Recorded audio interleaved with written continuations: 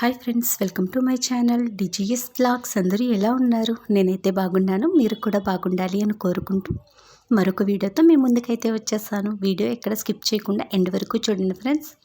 ఈ వీడియో చూసే ముందు చిన్న లైక్ ఇచ్చి అయితే చూడండి. లైక్తో పాటు హైప్ కూడా ఇచ్చేయండి. మీరు ఇచ్చే లైక్ హైప్ వలన నా వీడియో మరికొంతమందికి రీచ్ అయ్యే అవకాశం అయితే ఉంటుంది. మరి లేట్ ఎందుకు, వీడియోలోకి అయితే వెళ్ళిపోదామా? ఈరోజు వీడియో వచ్చేసి శ్రీరామనవమికి అమ్మ వాళ్ళ ఇంటికి వెళ్ళేటప్పుడు షూట్ చేసిన వీడియో అండి. ఆ రోజైతే ట్రైన్ చాలా ఖాళీగా ఉంది. అలాగే ట్రైన్‌లో మేము ఎక్కిన బోగీలో పిల్లలైతే ఎక్కువ మంది ఉన్నారండి. బుడ్డి పిల్లలు భలే అనిపించింది. ఇక్కడ మీరు చూస్తున్నారు కదా, ఒక బుడ్డిది కూర్చుని ఉంది. అదైతే ఎంత సందడి చేసిందో, ఎన్ని కబుర్లు చెప్పిందోనండి. స్టార్టింగ్‌లో అయితే పడుకుని ఉందిలేండి. ఒక 1 అవర్ తర్వాత లేచింది. ఇంకా లెగిసిన తర్వాత తన కబుర్లు వింటుంటే, ఈ బుడ్డిదాని కబుర్లు ఎంత బాగా చెప్తుందోనండి. ఎంత తెలివిగా మాట్లాడుతుందో. అసలు ఆ వయసు పిల్లలకి ఏం తెలిసేదే కాదు ఇంతకుముందు. ఇప్పుడు పిల్లలందరూ కూడా కడుపులో ఉండగానే నేర్చేసుకుంటున్నట్టున్నారండి. అన్ని కబుర్లు అయితే చెప్పింది. వీళ్ళ అమ్మమ్మ వాళ్ళ ఇంటికి అయితే వెళ్తున్నారంటండి. సో ఎక్కడికి వెళ్తున్నావు అంటే, అమ్మమ్మ వాళ్ళ ఇంటికి వెళ్తున్నానని అయితే చెప్పింది. ఇంకా వీడియో షూట్ చేస్తున్నాను అనేసి మాటలు కూడా మాట్లాడకుండా ఆఫ్ చేసేసి అలా చూస్తుందండి మొబైల్ వంక. నన్ను ఫోన్ చేస్తావా బీచ్కి? నేను వస్తున్నాను, నువ్వు లేవా అంటావా? చెప్పు.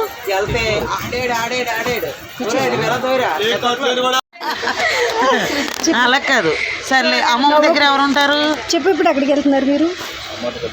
చెప్పు. అమ్మమ్మూరా? చెప్పు, కరెక్ట్గా చెప్పు. అమ్మమ్మ దగ్గర ఎవరు ఉంటారు? తాత ఉంటారు. తాత దగ్గర ఎవరు ఉంటారు? ఇది నీ పేరేంటి చెప్ప, మర్చిపోయాను. వేదశ్రీయా? మేధశ్రీయా? మేధస్సుని. మేధశ్రీ. అమ్మ చూడు. అమ్మ విద్యాలక్ష్మి. స్కూల్కి వెళ్తున్నావా? స్కూల్కి వెళ్తున్నావా? ఏ స్కూలు? అంగన్వాడీయా? ఏం స్కూలు? ఏ స్కూలు? ఎక్కడ? వైజాగ్లోనా? వైజాగ్. అది వైజాగ్లో ఉందా స్కూలు? విన్నారు కదండి. అలా ఎన్ని కబుర్లోనండి నా పక్కనున్న ఆవిడ ఏదో ఒకటి అడగటం, ఇది దానికి కరెక్ట్గా సమాధానం చెప్పడం భలే సందడి చేసిందండి. అసలు జర్నీ చేసినట్టే లేదండి. అప్పుడే అనుపత్తి వచ్చేసిందా అనిపించింది నాకైతే ఫస్ట్ టైము. లేకుంటే ట్రైన్లో కూర్చుంటే ఇంకెప్పుడు వస్తుంది అనిపించేది. ఆ రోజైతే ఈ పెయ్యి అనపర్తి స్టేషన్లో ట్రైన్ ఆగిపోయినా కూడా చూసుకోలేదండి. జస్ట్ ఇంక ఇది ఏ ఊరు సాంబార్లు కూడా దాటలేదు ఇంకా అని చూతుల్లోకి అనపర్తి మాట. ఇంకా ఫాస్ట్గా అయితే దిగాను. సో అలా సందడిగా అయిపోయింది. ఇంక ఇంటికి వచ్చిన తర్వాత అత్తయ్య గారు అయితే టిఫిన్కి అన్నీ రెడీ చేస్తున్నారు.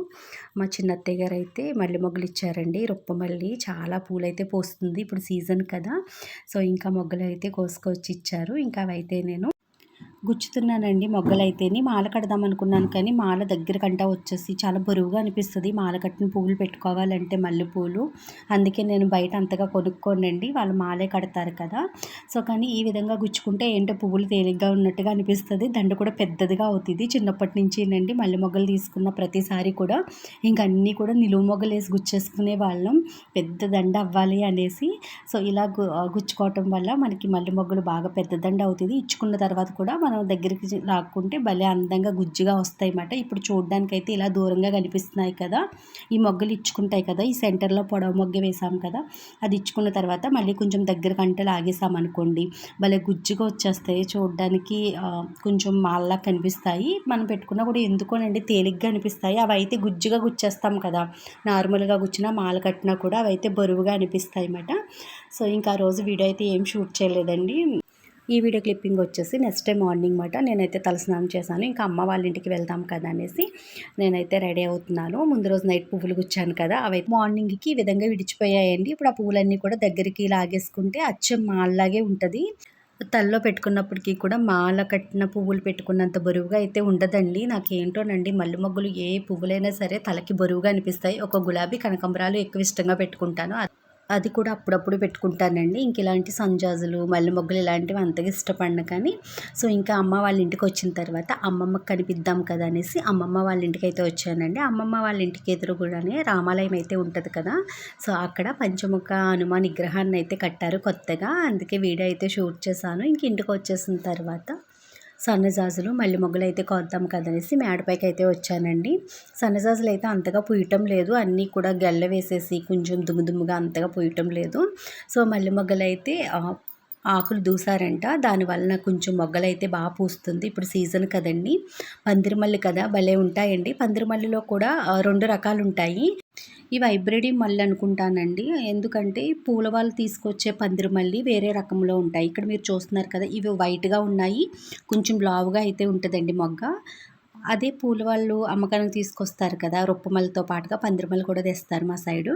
అవి వచ్చేసి లైట్ బిస్కెట్ కలర్ అంటే క్రీమ్ కలర్లో ఉన్నట్టుగా ఉంటాయి. పువ్వు కూడా మరీ ఇంత పెద్దగా అయితే ఉండదండి, సన్నగా పొడవుగా ఉన్నట్టుగా ఉంటుంది. ఇవి హైబ్రిడ్ అనుకుంటాను. మా సైడ్ అంతా కూడా ఈ పందిరిమల్లి అందరి ఇంట్లోనే ఉంటుందండి. స్మెల్ చాలా బాగా వస్తాయి పువ్వులు, కానీ చాలా పెద్ద పెద్ద పువ్వులు అయితే ఉంటాయి. సో ఇక్కడ చూస్తున్నారు కదా, కొమ్మలైతే అంతగా లేనప్పటికీ కూడా మొగ్గలైతే దుయ్యటం వల్ల చిగుర్లు బాగా వచ్చి ఎక్కువ మొగ్గలైతే పూస్తున్నాయండి. నెక్స్ట్ ఇంకోటి ఏంటంటే, ఇది సన్ సైడ్ మీద కుదిలేసినట్లయితే ఈ పాటికి ఇంకా ఎక్కువ మొగ్గలైతే కాచును, అంటే పువ్వులు ఎక్కువ పూసిందండి బాగా. అంటే పై మేడ వరకు కొమ్మలు లాక్కొచ్చాం కదా, బలం సరిపోకపోవటం వల్ల అంతగా పూయటం లేదు. సో మీకు ఇక్కడ అరటి చెట్టు చూపిస్తున్నాను చూడండి. ఈ అరటి చెట్టు మొన్న కొట్టేశారు గెలయకుండాని, దాంట్లోంచి మొబలా ఏదో వచ్చింది, ఏంటి ఇలా వచ్చింది అనుకున్నాం అన్నాను కదండి.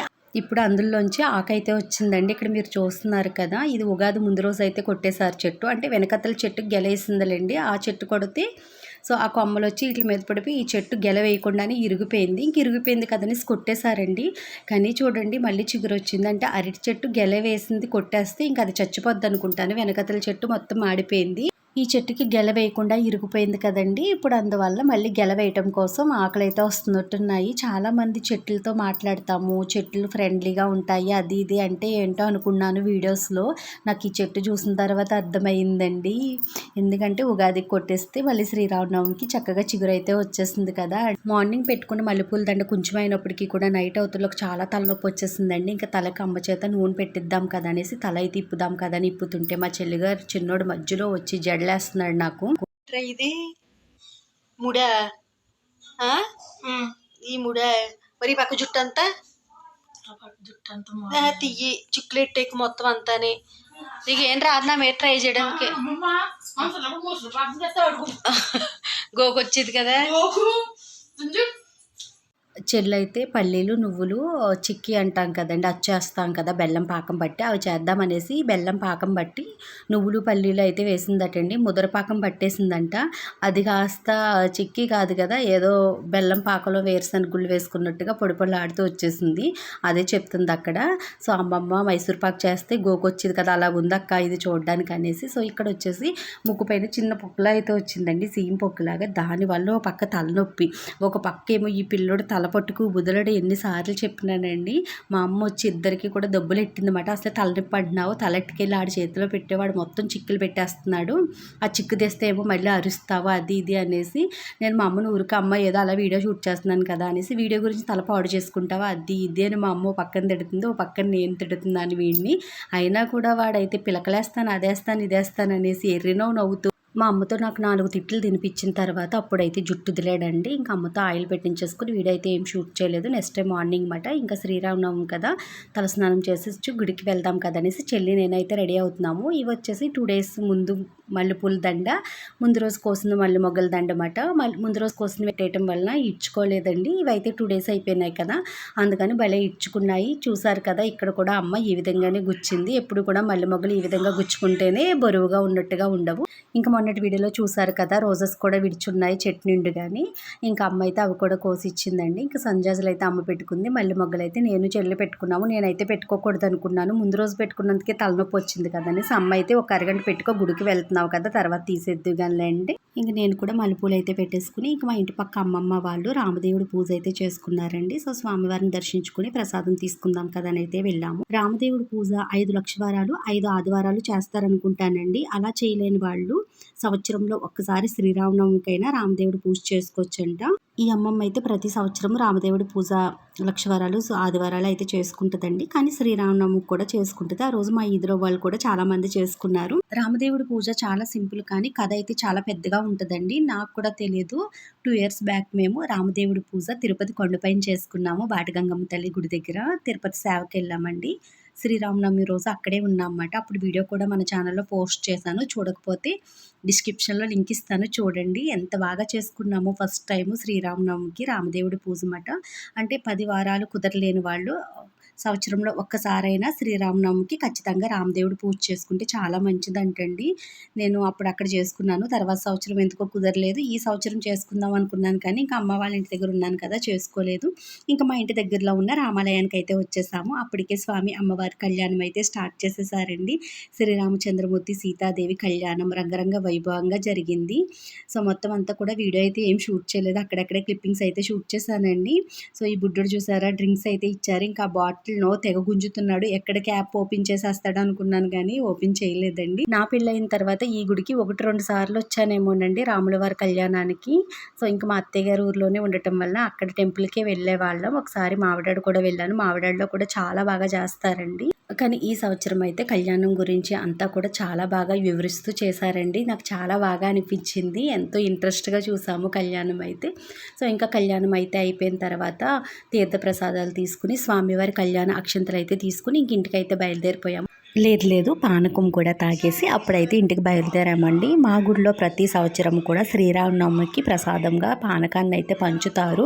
సో గుడిలోకి వెళ్ళిన వాళ్ళందరికీ ఇస్తారు. అలాగే ఇంటి దగ్గర ఉన్న వాళ్ళు కూడా చాలామంది పానకం అయితే క్యానులతో బిందులతో తెగ పట్టుకెళ్ళిపోతారండి. సో ఇప్పుడు కూడా అంతేలేండి, టెంపుల్లో ఉన్న వాళ్ళందరికీ ఇస్తారు. బయట వచ్చిన వాళ్ళందరూ కూడా బాటిల్స్ అని క్యాన్లని తెచ్చుకుని పట్టుకు వెళ్తూ ఉంటారండి. ప్రతిసారి శ్రీరామనవమికి ఖచ్చితంగా పానకం అయితే పంచుతారు. ఎవ్వరు కూడా నామోసిగా పట్టుకెళ్ళకూడదని ఎవ్వరూ అనుకోరండి. స్వామివారికి ఎంతో ఇష్టమైన పానకం పంచుతుంటే ప్రతి ఒక్కరు కూడా పట్టుకు వెళ్తారండి ఇంటికైతేని. సో మేము కూడా ఇంటికైతే తీసుకువెళ్ళాము. ఇప్పుడు మా పిల్లల్ని పంపినా కూడా వెళ్ళి తీసుకురారు, మేము వెళ్ళి తీసుకురామంటారండి. ఇప్పుడు పిల్లలు కూడా ఎవ్వరూ పట్టుకెళ్ళడానికి రాలేదండి. అందరం కూడా గుడికి వచ్చిన పెద్దవాళ్ళమే బాటిల్స్తో అయితే ఇంటికి తీసుకువెళ్ళామన్నమాట. సో ఇంకా స్వామి అమ్మవారి అలంకరణ కూడా చాలా బాగా చేశారండి. ఇక్కడ కొబ్బరి బొండాలు చూస్తున్నారు కదా ఎంత బాగున్నాయో. సో ఇంకా అత్త వాళ్ళే ఈ సంవత్సరం కళ్యాణం అయితే చేయించుకున్నారు. ఇంకా స్టార్టింగ్ నుంచి కూడా ఎక్కువ వీడియో అయితే షూట్ చేయలేదు కదా. ఇంకా నైట్కి వచ్చేసి మా వీధిలోనేనండి వంటలు. ఇంకా రాముల వారి పెళ్ళి అయిన తర్వాత మరి భోజనాలు పెట్టాలి కదా. మామూలుగా పెళ్ళికే భోజనాలు చాలా బాగా పెడుతున్నారు. ఇంకా రాముల వారి పెళ్ళి అంటే ఊరంతా పిలిచి భోజనాలు అయితే పెడతారు కదా. సో ఇంకా చూడండి వంటలు చేయడానికి వంట పాత్రలు, పుల్లలు, ఇంకా పొయ్యిలు ఇంకొకటి కాదు ఎన్ని వచ్చాయో. ఇంకా నైట్ అంతా కూడా ఎంత సందడిగా ఉందోనండి. ఇంకా ఇంతకు ముందు అయితే ఇలా ఎక్కడైనా సంతర్పణ జరుగుతుంటే ఆ కాయగూరలు కోసేవాళ్ళు వాళ్ళు వీళ్ళు అన్నట్టుగా ఇంటి పక్క వాళ్ళు ఇంటి ఎదురు వాళ్ళు వెళ్ళి హెల్ప్ చేస్తూ ఉండేవారండి. కానీ ఇప్పుడు అలా కూడా ఎవరు వెళ్ళటం లేదు. అన్నింటికి కూడా మనుషులను అయితే పెట్టేసి చేయించేస్తున్నారు. సో ఇక్కడ వంటలు చేసేవాళ్ళు, కూరగాయలు కోసేవాళ్ళు అన్నట్టుగా చాలామంది లేడీస్ అయితే వచ్చి ముందు రోజు నైట్ నుంచి కూడా పనులు అయితే మొదలు పెట్టేశారండి. నేనైతే 8:30 ఆ టైంకి అనుకుంటాను బయటికి వెళ్ళాను. అప్పుడు చిన్న వీడియో క్లిప్పింగ్ అయితే షూట్ చేశాను. ఇంక ఈ వీడియో వచ్చేసి నెక్స్ట్ డే మార్నింగ్ అండి 6కే అప్పుడే వంటలు అయితే చాలా వరకు పూర్తయిపోయాయి. ఇక్కడ మీరు చూస్తున్నారు కదా పెద్ద పెద్ద డెసీల్లో సాంబార్ అయితే మరిగిస్తున్నారు. సో చాలా వరకు వంటలు అక్కడ గ్యాస్ మీద చేసేసారండి. సాంబార్, బిర్యానీ, రైస్ ఈ 3 వరకు కూడా ఇలా కట్టెల పొయ్యి మీద అయితే చేస్తున్నారు. మిగతావన్నీ కూడా గ్యాస్ మీద చేస్తారు. ఈ సంవత్సరం అయితే గ్యాస్ అయితే చాలా కేర్సిటీగా ఉంది కదా, అన్నీ కూడా పొయ్యి మీద చేస్తారనుకున్నాం. కానీ ఎప్పటిలాగానే ఈ 3 వరకునే పొయ్యిలు అయితే పెట్టారండి. అవి కూడా ఇటుకలు తీసుకురాకపోతే పొయ్యిలు ఎలా పెడతారో అనుకున్నాను నేను ముందు రోజు నైటు. కానీ నెక్స్ట్ డే మార్నింగ్ లేచి చూడగానే ఈ స్టాండ్స్ మీద అయితే పొయ్యిలు పెట్టారండి. భలే అనిపించింది. ఇక్కడ మీరు చూస్తున్నారు కదా ఇటుకలు లేకుండా ఇలా 4 వైపులా ఓపెన్ ఉన్నట్టుగా పెద్ద పెద్ద స్టాండ్స్ అయితే ఉన్నాయి. ఎందుకంటే ఇంత బరువు కాయాలి కదండి. సో వాటికి 4 వైపుల నుంచి కూడా పుల్లలు అయితే పెట్టేసి వంట అయితే భలే చేశారు. ఎన్ని సులువులు వచ్చేస్తున్నాయో కదండి. ఇంతకుముందు అయితే ఇలా పొయ్యిలు పెట్టడానికి చాలా ఇటుకలు అయితే పడేవి. నార్మల్గా మనం పొయ్యి పెట్టుకుంటేనే 9 ఇటుకల దాకా పడతాయి కదండి చిన్న చిన్న పాత్రలు పెట్టి వంట చేయాలంటే. అలాంటిది ఇలా పెద్ద పెద్ద గిన్నెలు పెట్టి చేయాలంటే ఇక ఒక్కొక్క పొయ్యికి 30-40 ఇటుకలు అయితే పెట్టేవారు. ఇప్పుడు అలా ఇటుకలతో పని లేకుండా ఇలా స్టాండ్స్ అయితే మనకి పొయ్యిల్లాగానే ఏర్పాటు చేసిస్తున్నారండి రెంట్కి. వాటి మీద అయితే పెట్టేశారు. ఇటుకలతో పని లేకుండా ఇలా పొయ్యిలు అయితే పెట్టేసి సాంబార్ అయితే మరిగిస్తున్నారు. మార్నింగ్ 6కి అయితే పెట్టారండి సాంబారు. 11 వరకు కూడా పొయ్యి మీద అలా మరిగిస్తూనే ఉన్నారు. ఇంకా 11:30 ఆ టైంకి అయితే వడ్డన స్టార్ట్ అయిపోయింది. మేము 12:30 ఆ టైంకి అయితే భోజనానికి వెళ్ళామండి. అప్పటికే చాలా వరకు ఖాళీ అయిపోతున్నాయి. ఇక్కడ మీరు చూసారు కదా! బిర్యానీ, సాంబార్ ఇవన్నీ ఖాళీ అయిపోతున్నాయండి. ఇంకా వడ్డల్లోకి మిరపకాయ బజ్జీ, అరటికాయ బజ్జీ ఇవన్నీ కూడా ఇక్కడ వేడివేడిగా వేస్తూ ఉన్నారండి. సో, ఇక్కడ మీరు చూస్తున్నారు కదా! అలా చిన్న వీడియో క్లిప్పింగ్ అయితే షూట్ చేశాను. ఇంకా భోజనం చేసేసిన తర్వాత మేమైతే ఇంకా వైజాగ్‌కి రిటర్న్ బయలుదేరిపోయాము. ఈ ఎండ అయితే మామూలుగా లేదండి. లొల్ల నుంచి రాయవరం మధ్యలో ఈ ప్లేస్‌లో అయితే అటు ఇటు పెద్ద పెద్ద వృక్షాలైతే ఉండేవండి.